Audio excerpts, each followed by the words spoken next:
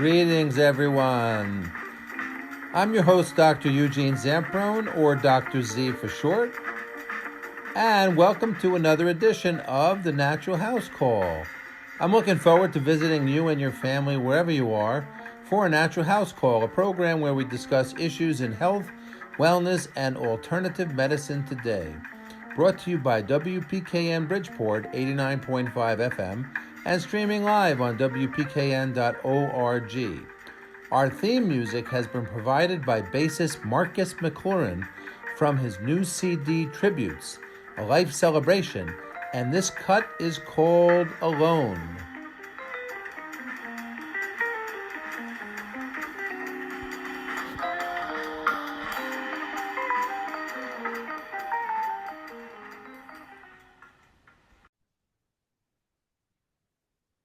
Welcome to another edition of the Natural House Call. Hey, folks, I'm Dr. Eugene Zamprone, or Dr. Z, known affectionately in these parts.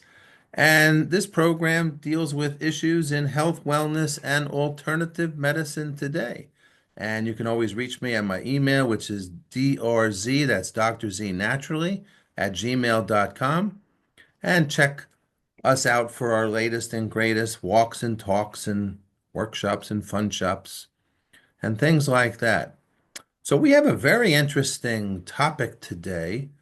With the holidays coming up, a lot of people are focusing on weight loss, and we have Dr. Swathi on, and she is a doctor of pharmacy and an integrative pharmacist. Her name is Swathi Varanasi-Diaz, and she's a Pharm doc, or Dr. Swathi for short, an award-winning healthcare professional recognized for her trailblazing work at the forefront of personalized medicine and healthcare innovation. We need pharmacists like her, that's for sure. She earned her Doctor of Pharmacy degree from the Medical University of South Carolina, became the first pharmacist in the U.S. to complete a postdoctoral residency in integrative medicine for preventive health. So it's right up our alley here on the program. So anyway, she's done a lot of different things and been a consultant to different companies there. Keep in mind, we are on non-commercial radio, so we have to, kind of not mention brand names and things like that. But in 2023, she was honored as one of the 50 most influential leaders in pharmacy. And I myself and the natural nurse, my business partner, used to do a column every month in a newsletter, probably I think back in the 90s, which was called The Natural Pharmacist. And we've had many luminary pharmacists on, like the Earl Mendel, the author of the Vitamin Bible, which I read in the 70s. So having natural pharmacists on the program is no stranger to us, but we're really happy that we're acquainting ourselves with Dr. Swathi. Dr. Swathi, welcome to the program. Thank you so much for the warm introduction. I'm so happy to be here. I'm so happy to have a great thought leader like you in pharmacy. I just have a question. Being a pharmacist, what drew you to natural medicine? You're studying a lot of medicines and drugs and synthetic pharmaceuticals and whatnot. And what drove you to want to understand more about natural alternatives? The answer to your question is that it's twofold. The beginning of my life, thinking about when we got colds or flus or different ailments, my parents coming from, they're Indian immigrants, the way that they raised us in a similar way. And so they were thinking about Ayurveda before I even knew what that was. And really, that's an ancient methodology of training and healing and medicine, which uses different lifestyle practices as well as food as medicine, and more specifically, spices as medicine. And so if we had a cold or a flu, my mom was thinking, okay, what can I make that would be nourishing, but also what spices could I incorporate into that? And what sort of other lifestyle practices could we incorporate? And sometimes that was in conjunction with conventional medicines. And so that's how it all started. That's how I was raised. So I've always thought that way to begin with. And then from there, when I went to pharmacy school, a lot of what was discussed was, yes, the pharmaceutical agents, the prescription medications that are out there for different conditions, but there was also a discussion about lifestyle modifications, particularly when it comes to chronic disease states. And so I wanted to dive further into that. And as I learned more, I realized the power of these preventative measures for patients. And so I just started learning more and more about it. I found an incredible mentor, and the rest is history, I suppose.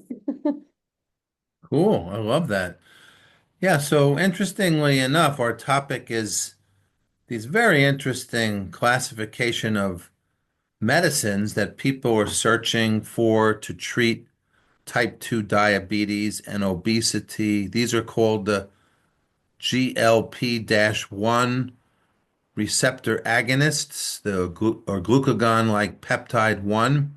Um, so let's talk a little bit about weight gain and tie us into what this particular hormone or hormone-like molecule or peptide is, and how does it sort of make us gain weight?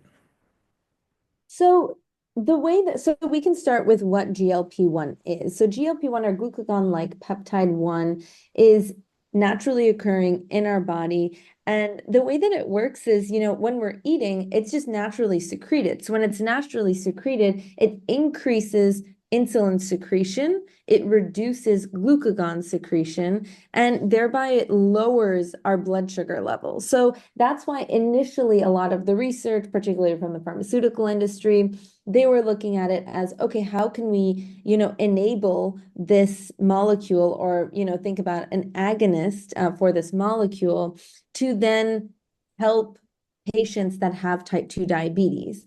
In the process of the creation and the clinical trials that were done on these GLP-1 agonists, they found that the participants that were in the clinical trials were actually able to suppress their appetite, and therefore it aided in weight management and weight loss, up to 15% of total weight loss. And so that's how, initially they were thinking, okay, we know how this pathway works in the body. Let's figure out if there's a way we can manipulate this receptor to then work almost overtime, if you will. And then they saw that these participants had improvements and improvements in their weight. And so that's why it's caught on as such a fad right now, as something that's so, so popular for people dropping weight. Right. So these again help us control our blood sugar. You Yeah. mentioned insulin. Maybe you could go into what those things are. We throw these things around, but sometimes the listeners, they kind of have heard of insulin, but they really don't know its mechanism of action and what it's actually doing. It also, this molecule, also, or mimic of the molecule, I guess the drug would also slows gastric emptying, which It is, does.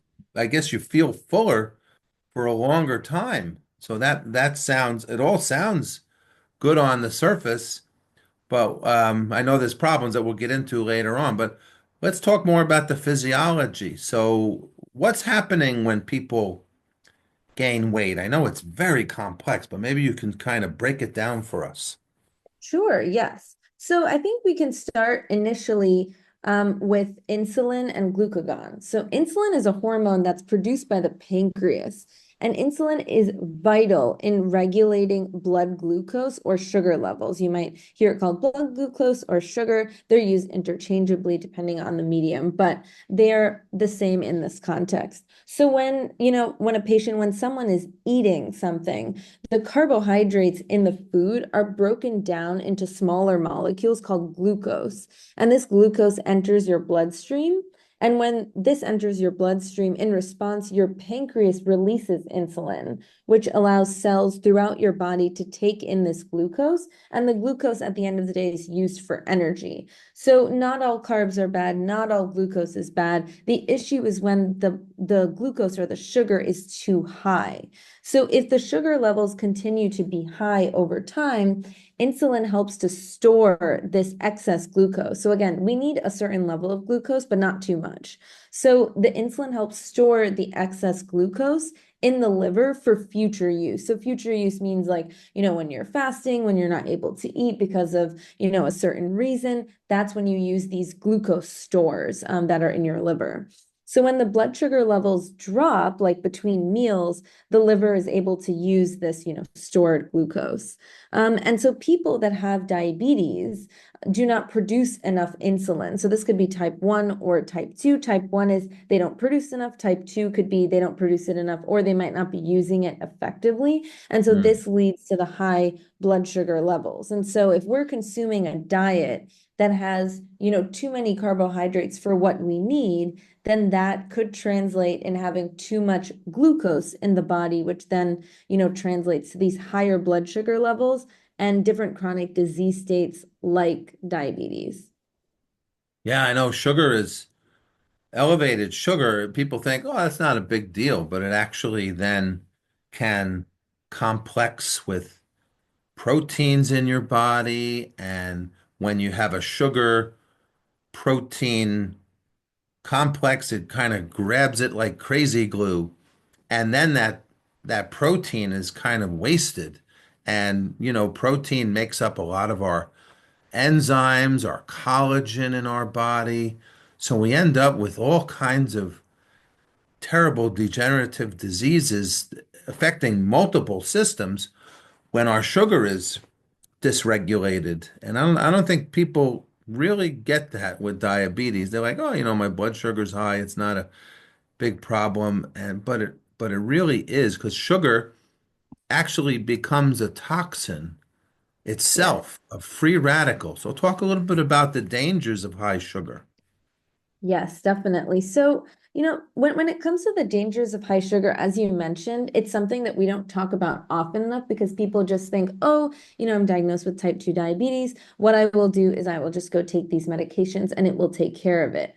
But what's happening in the background is that, as you mentioned, when we have too much sugar circulating in the body, whether it's, in our stores and then used, it can lead to a lot of potential health problems down the line. And I think that people oftentimes don't realize that a lot of these health problems are actually linked to this high sugar. So one of them is weight gain, which we'll talk a little bit more about today. But, if we're eating a lot of foods that are calorie dense, so they have very, very high calories, that are carb dense, that have a lot of carbohydrates and therefore a lot of glucose, but also don't have a lot of nutrients, this combination can actually lead to weight gain. And so, when we're thinking about weight gain, there are a lot of different things that can be attributed to it. So there's fat storage, so excess energy that's stored in adipocytes or fat cells. And then when these cells are filled to capacity, they produce new fat cells. And that's why over time, this increase in sugar can, lead to more fat cells that contribute to overall weight gain. And then the next thing is, with this increased amount of sugar, this can also lead to inflammation. So as you mentioned, these free radicals. So the Mm. inflammation is also attributed to high sugar, and of course, the sugar leading to this fat tissue. And this, and also one of the things I want to mention with inflammation is that I hear so many times that, oh my gosh, like I just want to decrease inflammation. I just want to have everything anti-inflammatory. Not all inflammation is bad. What is bad is chronic, ongoing inflammation that is then going to influence a lot of these other chronic disease states, like type 2 diabetes or even heart disease. So those I think are two of the top. But if we're thinking about sugar as well, sugar can also impact so as I mentioned, heart disease. So sugar can raise blood sugar, and it can contribute to higher lipid levels. So lipid is like triglyceride levels, LDL, HDL. HDL is actually good, but LDL and the different lipid levels that you would see on a lipid panel. And that could lead to higher risk factors for cardiovascular disease. And then other things too, like sugar is one of the main contributors to cavities or tooth decay. And so bacteria in your mouth feed on the sugar. They can produce acids and then wear down on the tooth enamel and lead to cavities and even root canals. So we definitely don't want that. The other thing with glucose or with sugar in general is that when we intake a high amount of sugar, especially in a short period of time, it causes spikes. And so these spikes cause this dysregulation in sugar in our body. So this can lead to energy crashes and also influence our mood. And so you might notice, if you're eating sugar, you might feel like super stimulated after, but this could also lead to irritability and fatigue with this cycle of consuming and then not consuming sugar and all of that. I mean, there are so many, but I think that those are a few good ones to start with. Yeah, and you said it very well. A lot of things, and then even cataracts. There's this whole. I remember studying this in school. They call it the sorbitol pathway, but basically you get very high levels of sugar in your eye, and then it precipitates out, and anyway, you end up with cataracts. So it even can affect your vision as well. Yes. Um, so yeah, so we have this problem, and I think in retrospect, our country and the quality of our food really has to change, and people's awareness of what they're eating. Are you a proponent of patients and folks that seek out your help wearing like a glucose monitor so they can see what spikes up their sugar?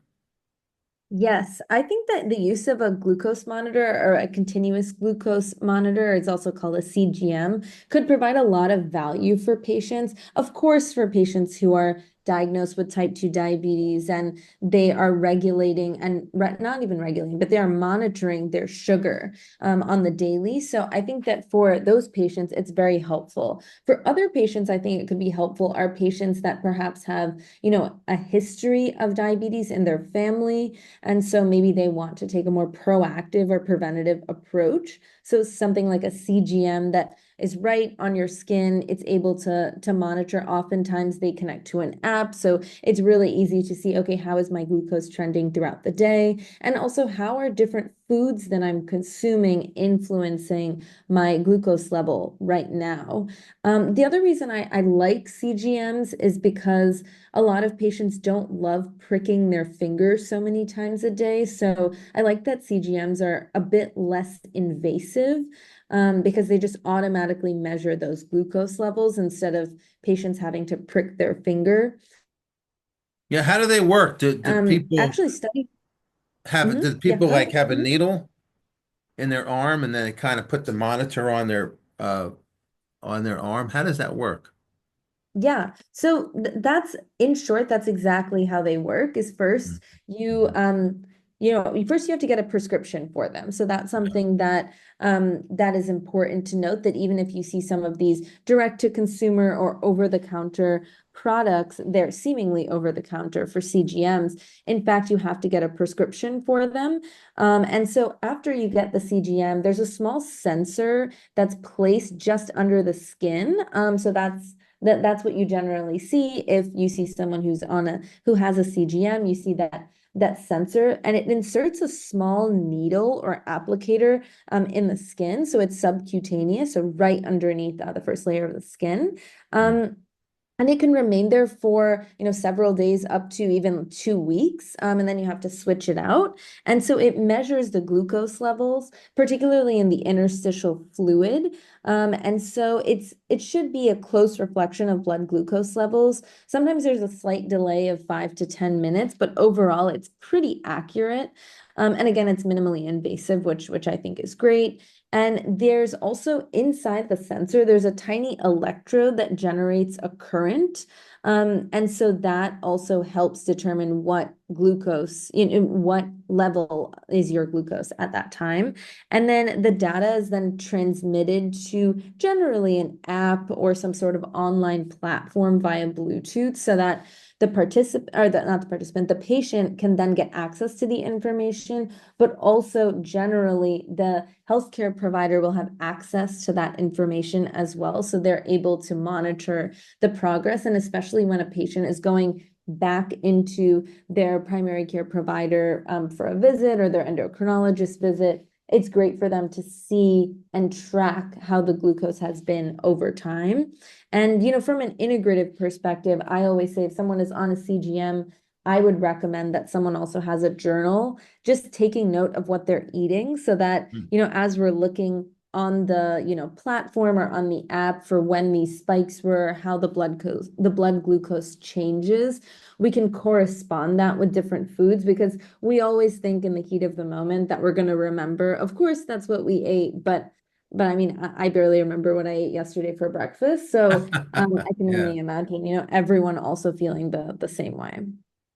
Yeah, excellent points. It gives so much power to people because they find out that maybe it was the very unusual food that they thought was healthy that spiked up their sugar. Or maybe they should have consumed that food with other foods to slow down the rate of sugar absorption from the digestive system. So all kinds of tricks and other valuable data have come from patients who, I've recommended these things many times for, I'm sure you as a pharmacist see this all the time. Yes, absolutely. And I've seen such a trend as well so I specifically mentioned, patients diagnosed with type 2 diabetes, but also patients that are either have some sort of familial history or they have, they've been diagnosed with pre-diabetes. That has been, for the past few years or even the past few decades, that's kind of been the trend. However, I would say in the last maybe 5 years or so, I'm seeing a new subset of population that's interested from a preventative perspective of monitoring what they're eating and using CGMs to then determine, as you mentioned, what they're eating and how that's influencing their levels. Because ideally, we want to stick to a baseline as much as possible and not be spiking our glucose so many times per day. I've even found it valuable in patients with cancer because, there's some evidence that cancer is, maybe related to or at least grows faster with spikes of insulin. So it might even have some value with those patients as well. Definitely. So that's actually through a particular pathway. It's the insulin and insulin-like growth factor pathway is what's been postulated with high glucose levels being associated with cancer, with other conditions. And so the thought is that, if we're chronically having these high insulin levels and stimulating the production of IGF or insulin-like growth factor, that this can promote cell growth and prevent cell death. So the thought is, okay, in this growth promoting environment, it's possible that certain cancers can flourish, particularly ones that are more susceptible to, changes in the environment. So it could be like, breast, colorectal, and prostate is what's been postulated so far. Yeah, very interesting. Well, let's get back focused on our topic, which is this very interesting medication, glucagon-like peptide, and one receptor agonist. Maybe you could explain what an agonist is to the listeners there, and tell us a little bit about if these medicines are really safe for long-term usage. Definitely. So, first we can start with receptor agonist. So, receptor agonist means that if we are adding this additional drug, so the GLP-1 receptor agonist, that means that it binds to this specific receptor and activates it. And so, this is pretty much the opposite of what you would think of with an inhibitor or a blocker, because the blocker will come in and make it so the receptor or that particular pathway stops. This is, as I mentioned, the opposite. So this is turning on those receptors and turning them on normally, but it could even amplify the effect. And so because GLP-1 naturally, again, it's naturally occurring when we eat, it increases insulin secretion, decreases the glucagon secretion, and thereby it lowers our blood sugar levels. That means that if we're amplifying this effect or agonizing, so to speak, the effect, or that means that we are promoting the same type of effect in a bigger and we want a bigger effect out of it. So there are different types of agonists. There's a full agonist, a partial agonist, and also an inverse agonist. And so that's also a good thing to note because different drugs work in different ways in terms of how much they're turning on the receptor. But in this particular case, these drugs mimic the GLP-1, and so that's already in our body. So they help to regulate these blood sugar levels for type 2 diabetes. Now, these are injectables, although I do believe that there's a few that are in tablet forms. So predominantly they are injectable, and that's how it started. So Ozempic was, one of the first ones to hit the market. And so the active ingredient there is semaglutide. That is an injectable. And so some of the injectables are weekly, while others are, every other week. Some are more often than that, like even daily. So there are different, numbers of times for the method that patients are taking it. There are also oral formulations now that are both branded and compounded. So that's also a very interesting new thing within the last few years is that not only are we able to, give patients the option of the branded medication. So this is the Ozempic, Wegovy, the Mounjaros, all of those. There's also opportunities for compounded medication. So compounded means that in a pharmacy, so a US pharmacy, the same active ingredient is made in the pharmacy. So in a lab with all the right regulations, FDA compliant, all of those things. It's made in the lab instead of it being branded and purchased from the company. And oftentimes these prescriptions can have a different active amount of the ingredient. So if you get the branded, it's the same amount in every single dose from the company or the manufacturer. But if you get it compounded, the dose can be a bit more personalized to the patient. And then also other items as in other active or inactive ingredients can also be added to the compounded formulation. Mhm.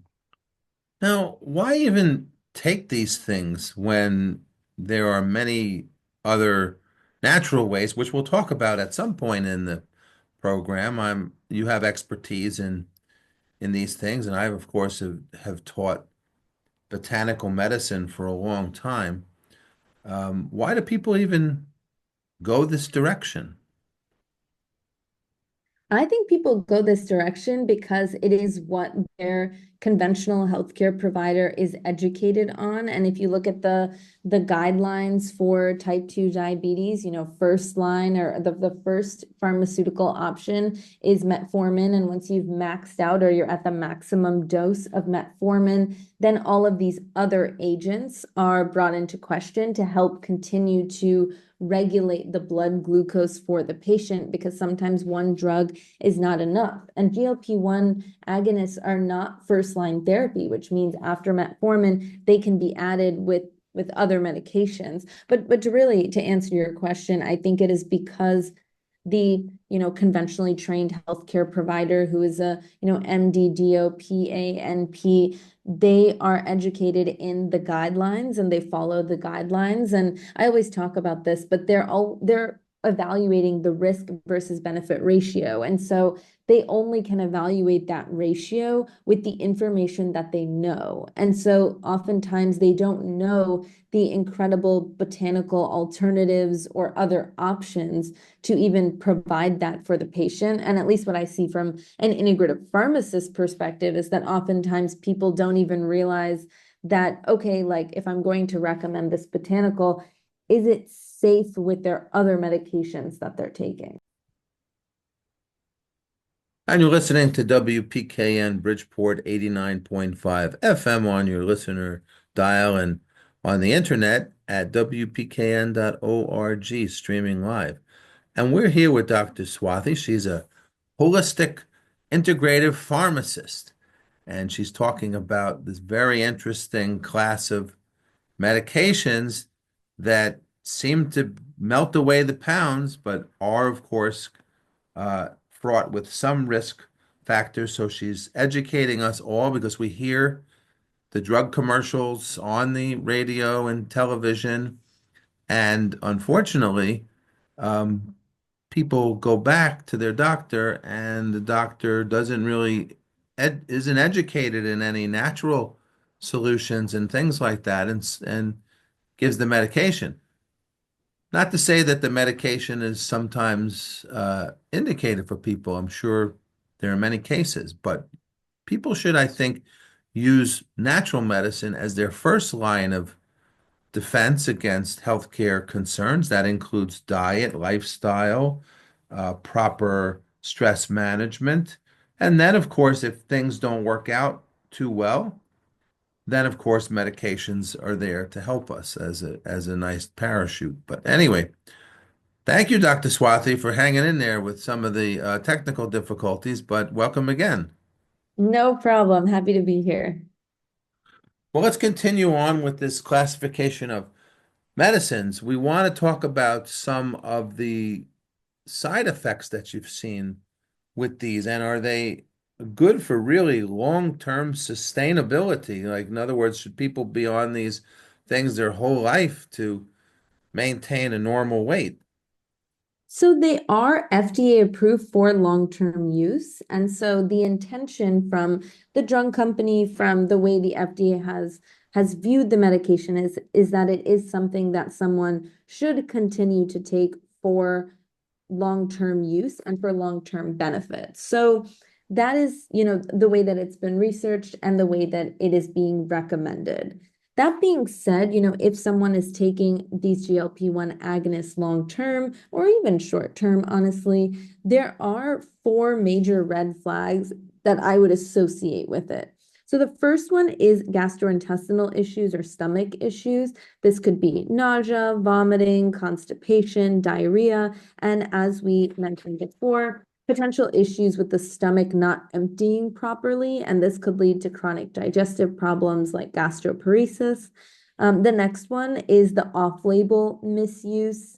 So this is what I see very frequently is that not only is it for patients, because Ozempic, Wegovy are FDA approved or indicated for specific patient populations. So if you have a BMI over 27 with another chronic condition, or if you have a BMI of over 30. However, a lot of patients that are currently taking it, they are actually, well, it's considered off-label because they are not technically in this FDA approved category or these two categories of patients. And so because, that is off-label, we don't have a lot of research around, what that could really mean for patients for which it is not FDA approved. So that is a red flag to me. The next one is and we talked about this a bit briefly as well, is that, with this weight loss, there's some mental health concerns. So, with the different changes in blood glucose,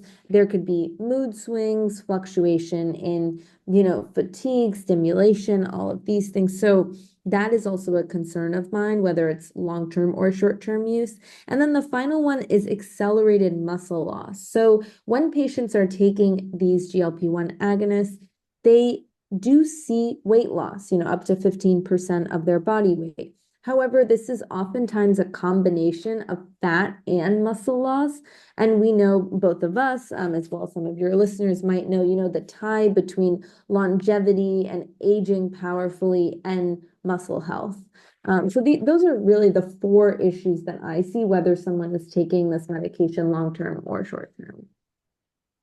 Yeah, so muscle losses, or what they call sarcopenia, is a big concern as we get older. I think 60s people start to really, maybe 50s, people start to lose their muscle, hormones go awry, and people can fall or not be stable when they're walking or lose strength in their legs and arms, which I think they call frailty, I believe, right? Right. Mm-hmm. And what can people do to help with their bodies if they're on this medicine, they decide to do that? Is there an exercise program that people should do or things that should, I believe, I mean, I could go on and on about what people should do for that. As a naturopathic physician, we're always counseling people. I find that various what happens as you get older is you also lose the ability to absorb many things. It could have to do with a issue with what they say in Ayurvedic medicine, the fire in the digestive tract, or the Agni, the digestive fire goes down, Mhm.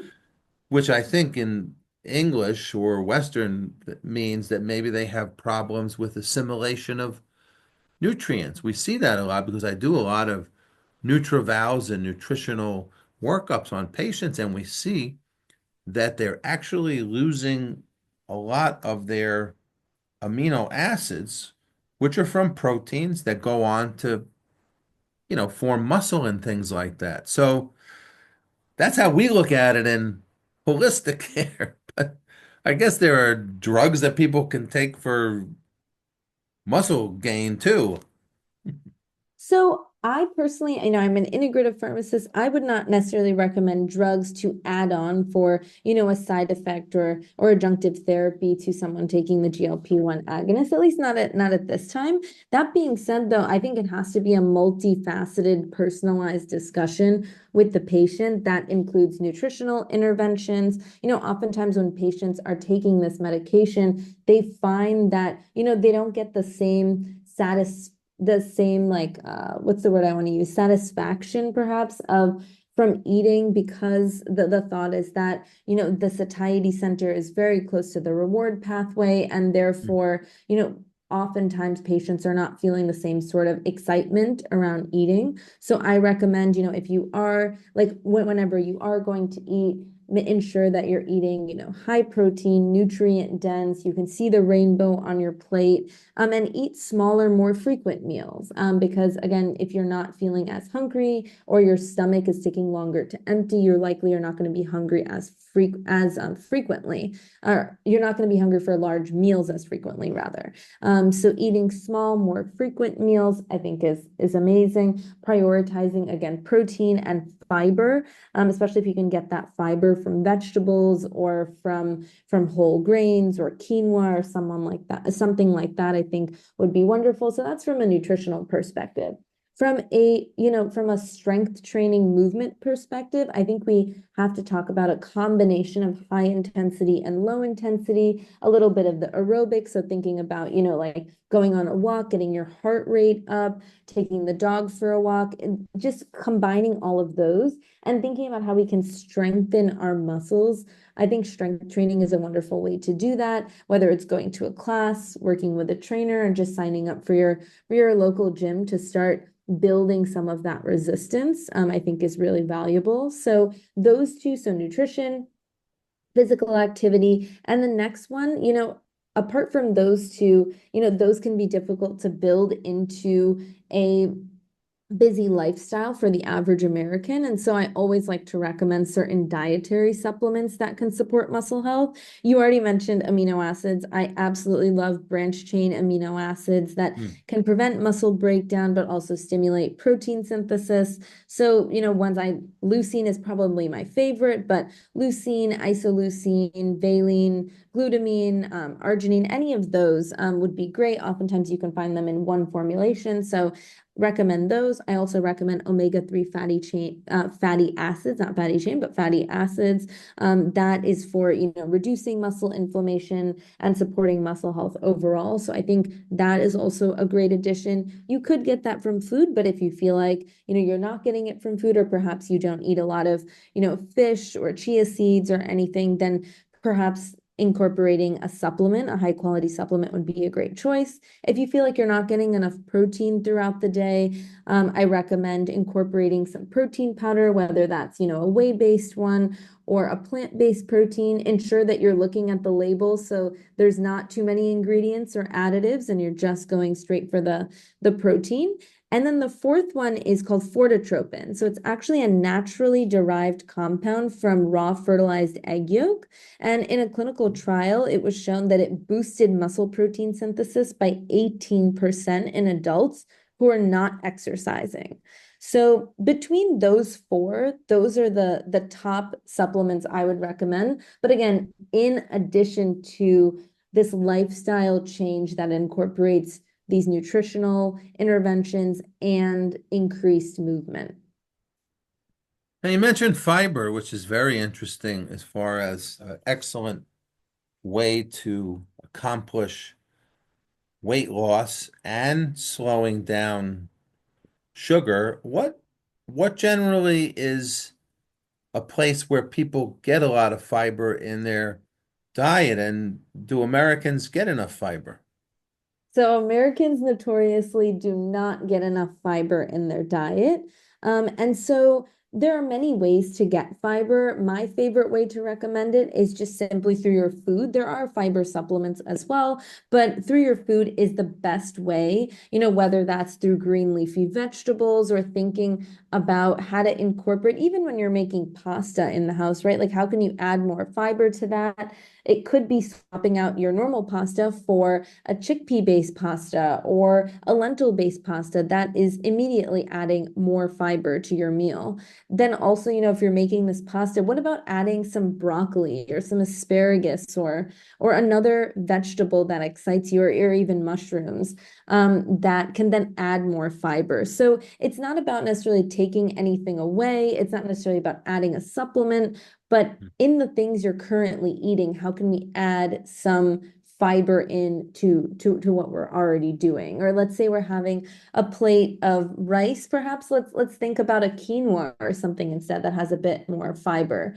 And then let's think about on that plate we have some sort of protein, but then in addition to that, what about adding some greens? They could be raw, they could be cooked, but thinking about other ways to make fiber exciting, because it is an ongoing problem about, Americans not getting enough fiber. And the other thing that people don't know about fiber is that generally it increases your fullness and satiety. So if you're eating more fiber, likely you will be eating less of other bad foods or craving other bad foods, because if you're increasing your fiber, generally that means you're eating less calories because you feel more full. So I think that's an amazing plus of fiber. And then also fiber has been shown to reduce insulin resistance. So if you have more fiber in your diet, this can actually help regulate this blood sugar levels as well, which has been kind of the ongoing topic of today. And of course, there are different types of fiber and things like that we can dive into. But yeah, fiber, I think, is going to be the next big thing. I know there's been a lot of discussion about protein recently, but I genuinely think in the next year or so, fiber is going to be the next cool thing that we talk about. Yeah, I mean, fiber is very complex. Well, maybe you could tell us there's five different types of fiber out Yeah, there, I can talk about that. things that are Mhm. kind of you can digest, and roughage that you can't digest. And then, of course, the really interesting research on fiber is based on this new aphorism in medicine that when you eat, you're eating for you, and you're also eating for your microbiome. Maybe Yes. talk a little bit about that.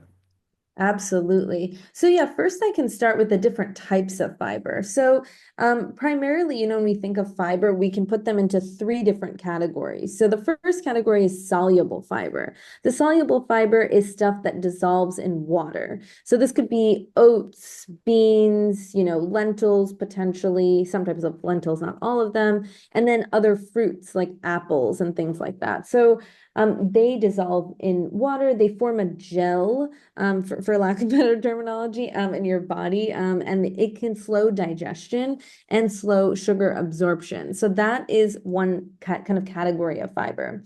The insoluble fiber is, ones that we find in whole grains, in nuts, seeds, vegetables, and it can add bulk to the stool. So if you think of, some laxatives are bulk forming laxatives, this is, it's likely through insoluble fiber. So that means that we can't actually, we can't actually break it down completely in the body, but we are still getting so many of the nutrients. And again, the collaboration also with the gut microbiome to then promote regular bowel movements for going to the restroom and supporting digestion. So it's not like, we need only soluble or only insoluble. We really do need both. And then the other one is resistant starch. So resistant starch can be found in things like green bananas or cooked and cooled potatoes, because if you cook the potato and you eat it hot, oftentimes, the resistant starch is denatured, or it doesn't retain its structure as well. But then if you cool the potatoes, then it goes back to having this type of fiber that is so good for us. And then other types of legumes as well that don't fall into the soluble category. So this can assist in digestion, and particularly this category is really beneficial for our gut bacteria.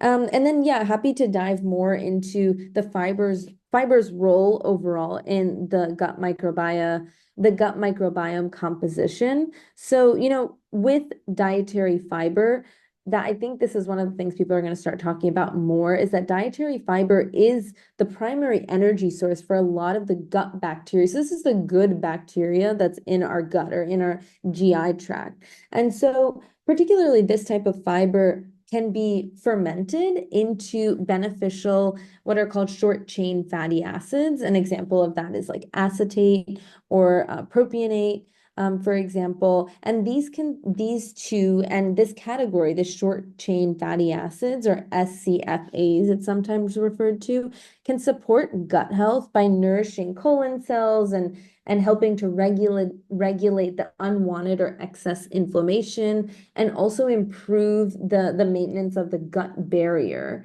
And so that's one of the components, is this short chain fatty acids and how they can help the gut microbiome. And then the other thing too is, fiber has such an incredible impact on systemic inflammation. So again, I mentioned a little bit of inflammation, especially, if we get a mosquito bite or something, all of the white blood cells coming to help us out in that moment. But at the end of the day, what we don't want is this long-term, ongoing systemic inflammation that can lead to these different chronic disease states like type 2 diabetes. And so high fiber diets have been shown to be associated with reduced systemic inflammation, which therefore can reduce our risk or chance of getting, cardiovascular disease, type 2 diabetes, or even inflammatory bowel disease.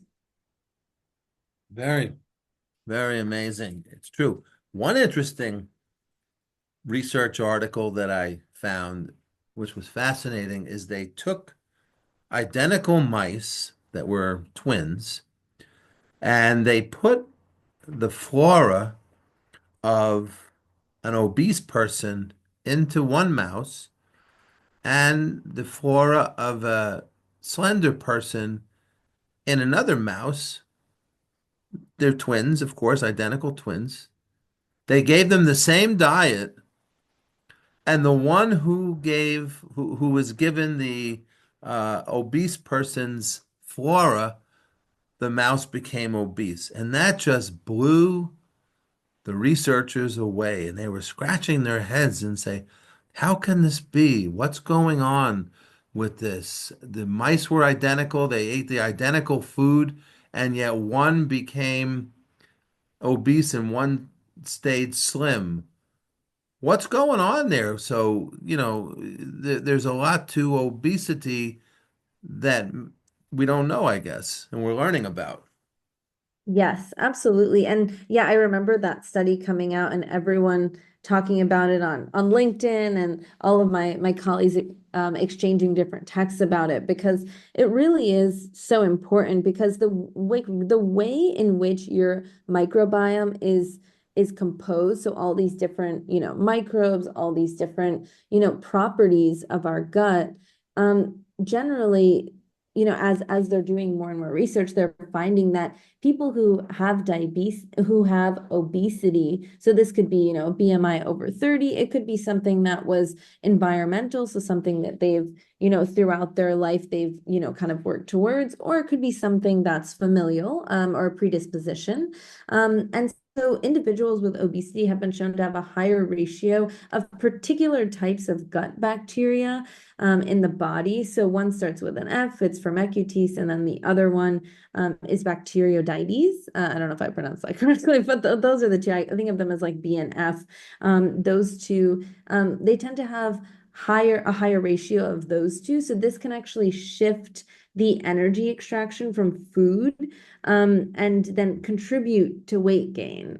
So when we're thinking and like learning more, right, about the gut microbiome, we're starting to learn that, some people who are more predisposed to obesity, maybe we can look into, their gut microbiome and see do they have this higher ratio. And then maybe that helps us determine, what we're going to do from a preventative perspective.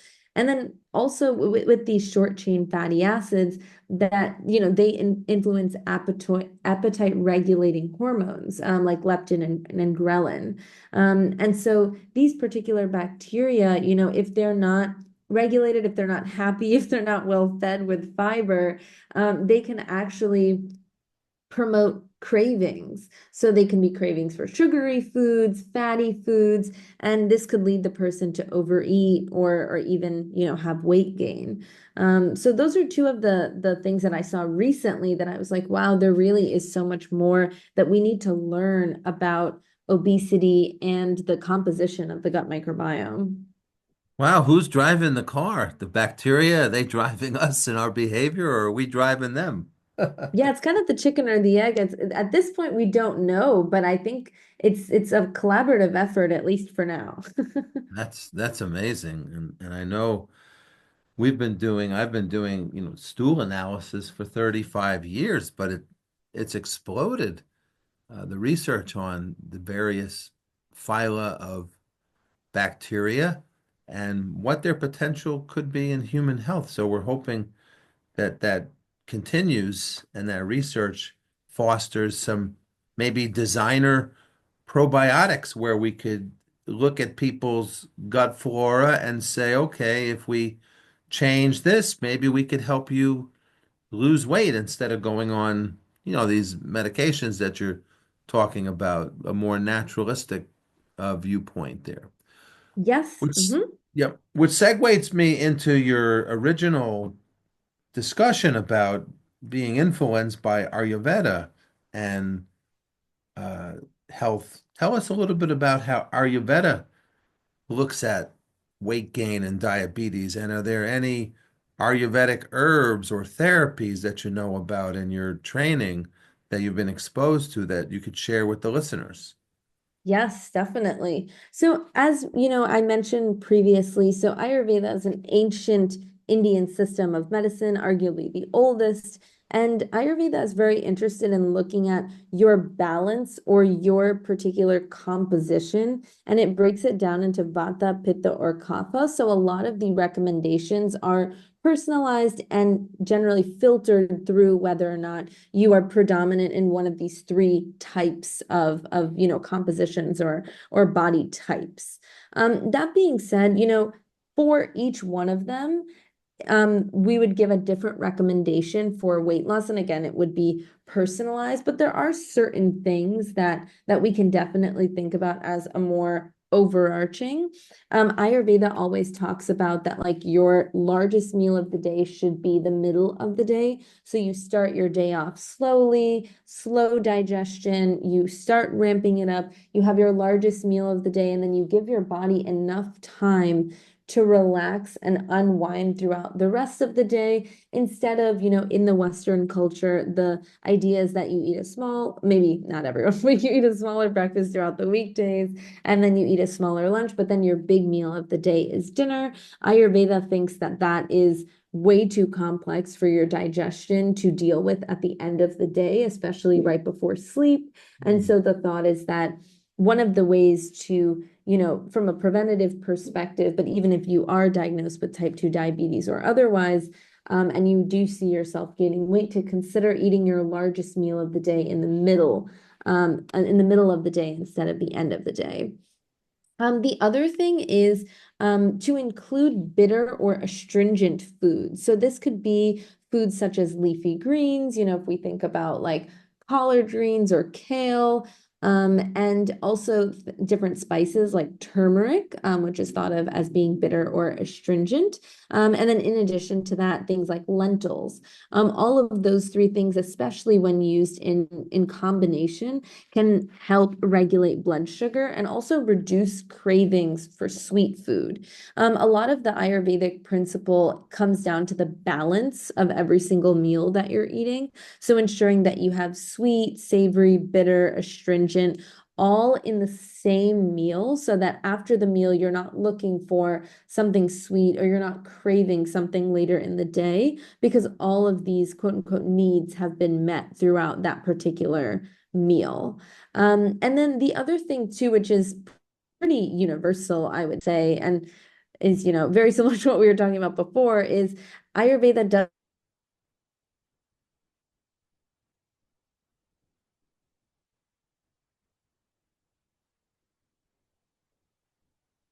of principle. And so thinking about what vegetables, what whole grains, again, legumes that are fiber rich, but are also very satiating. So again, you're not looking for sweet things and other things afterwards. If you are looking for sweet, Ayurveda recommends that you eat that closer to the beginning of the day because you metabolize it so much quicker than something like, let's say, like a whole grain or a legume later in the day. And then Right. some The herbal old the remedies. old I eating actually just, the old adage, eat after eight, yes, go gain ahead. weight.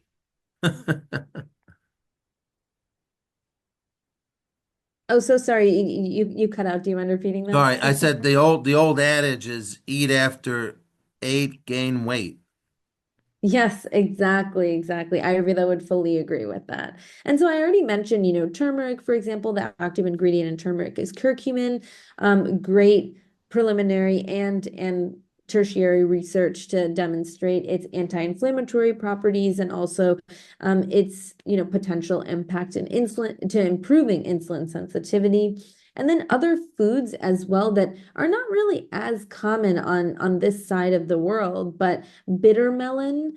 It's very common in using for blood sugar regulation or blood sugar lowering effects, especially when people are diagnosed with pre-diabetes, so they don't have full-on type 2 diabetes yet, but they're diagnosed. The Ayurvedic practitioners always say, okay, how much bitter melon are you eating? You can make it it's not technically a fruit, but you can make it in a savory kind of way by adding spices, and it's really quite delicious. And so that can really help to treat high blood sugar. Great research to support that and also support pancreas function in general. So that is great. Fenugreek, which you may or may not have heard of for the listeners. There's fenugreek seeds that have high fiber content and have also been shown to lower blood sugar. Actually, that's one of the things that if you go to an Indian restaurant in India, they'll give you like a mixture of seeds afterwards, and oftentimes fenugreek is a part of that. And in a lot of the dishes as well, there is fenugreek in the olive oil or oil that they're making the food in. And the thought there is fiber, but also to help you with your digestion and regulate blood glucose. So those are a few, but there are so many like Gemena as well, or Gymnema as well, which is known as the quote unquote sugar destroyer in Ayurveda that can help reduce sugar cravings. That can be taken, in a supplement, but also could be taken in a tea. Well, some of those herbs, they actually have been shown to shunt glucose into the muscles, like research on gymnema is very, very Yes. vast. And it shunts sugar into the muscles so that you can burn them, similar to a whole other classification of drugs. We talked a lot about the medicine that you were highlighting today, but there's other classification of drugs that are used for diabetics. For instance, you mentioned metformin. Hmm. Metformin has actually some interesting research in longevity. So it's like one of those medicines that originally came from the goat's rue, which is a plant. So it's very fascinating that it jumped from botanical studies, like many drugs, as you know, as a pharmacist, you know that Yes. many drugs came from plants. But that's an interesting example of one from the goat's rue, and metformin seems to be a very interesting longevity. I was researching it recently and read some references to that. What have you know about those particular types of medicines? Yeah, so metformin, as I mentioned, is the first line therapy. So if you're diagnosed with type 2 diabetes, even if you're put on a low dose of any drug, metformin is the go-to. But what is interesting is, yes, this new research coming out talking about how metformin is actually being used by biohackers now at lower doses for its many potential benefits. So one of them is that metformin actually activates an enzyme called AMPK. And so this is AMP activated protein kinase. It's a really important regulator in energy balance and metabolism. And so there's research showing that the activation of this particular enzyme can improve insulin sensitivity, it can enhance glucose uptake, and it can even promote fat oxidation. So Hmm. again, speaking about weight loss, bringing it all back. And if we're activating this compound, metformin mimics the effects of calorie restriction. So the idea is that if you take it at a high enough dose, that it could be a dietary intervention to increase lifespan because you are eating less, so you're restricting your calories, but you're still getting the same level of satiety. Um, Hmm. so that's very interesting because they're doing more research now looking at, if we're triggering this particular molecule, how can it lead to improved metabolic function and therefore reduced age-related diseases? So diseases that are just associated with us growing older. So that's one of the things. The other two, so one is the oxidative stress pathway. So the thought is that metformin has been shown to reduce the production of reactive oxygen species. So this is the free radicals we were talking about before. So this can also help protect cells from damage due to aging. And then the other one, which is incredible, that I just saw this in the past week, was that metformin was shown to inhibit the mTOR pathway. So this is the pathway that is involved, or one of the pathways rather, involved in cell growth and aging. And it's a pathway that's often discussed in the biohacking kind of communities of like, how can we inhibit this pathway to extend lifespan? So far, I've only seen it in animal models, and in the animal models, it promoted autophagy. So that's where, the cells are then cleaned out and all the damaged components are recycled for energy. And so the thought is, okay, if we're incorporating metformin, again, we need to see some human studies on this, but the idea is that if we incorporate metformin, we can reduce these, oxidative stress in the body. We can potentially improve cellular energy, and we can also decrease unwanted or excess inflammation. So I think the potential is huge. We just need a bit more research to understand where it can fit. Yeah, I mean, some judicious use of some of the pharmaceuticals, certainly along with many of the things that you talked about today. What a great show, talking about so many aspects of weight loss. We're really excited and thankful that you shared your time here on the Natural House Call. We have about 3 minutes to go before we're done with the program here. How could people contact you, or do you have like a blog or a following? And tell us a little bit about future projects, and then maybe one thought to leave the listeners with. Yes, definitely. So I'm most active on LinkedIn. So if you just search my name, you'll be able to find me there. I'm always conducting webinars on longevity and aging powerfully and muscle health. So please feel free to follow along there. The webinars are free for everyone. So would love to see you on one of those. And then yeah, if I would say my final bit of just advice is that, losing weight and losing weight healthily really needs to be a multifaceted process where you're working with a healthcare provider to ensure that, you are doing it from a lifestyle perspective. So what are we changing or what are we, changing slowly? Nothing needs to happen overnight, but what are we changing to improve what we're eating? how we're moving, and also what supplements can help support this. Again, the supplements that I would recommend: omega-3 fatty acids, the branched chain amino acids, a really high quality protein powder, and fortotropin.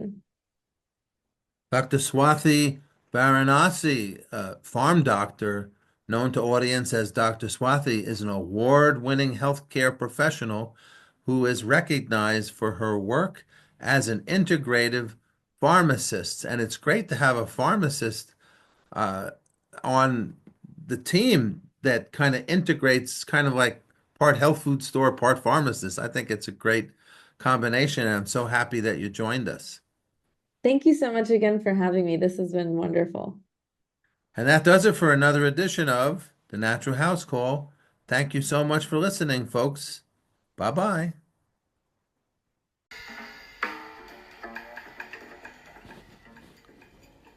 And you've been listening to The Natural House Call with Dr. Z.